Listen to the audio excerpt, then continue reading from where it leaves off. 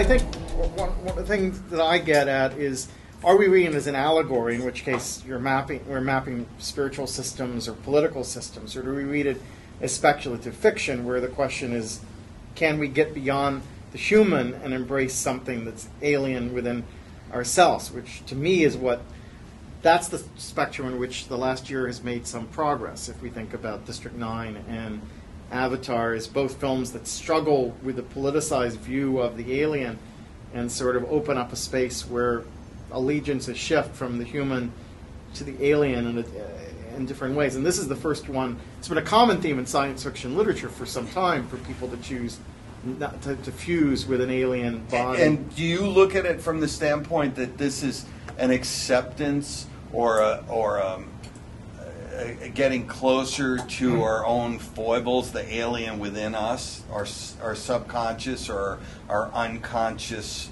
fear?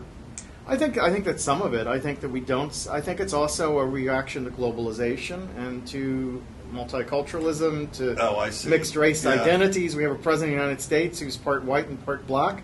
So why shouldn't we imagine humans who are part alien and part human? I mean, it's that set of metaphors is very much alive for us right now, as is the notion of how do we assimilate people who are other than us into our midst, and how do we live with that difference.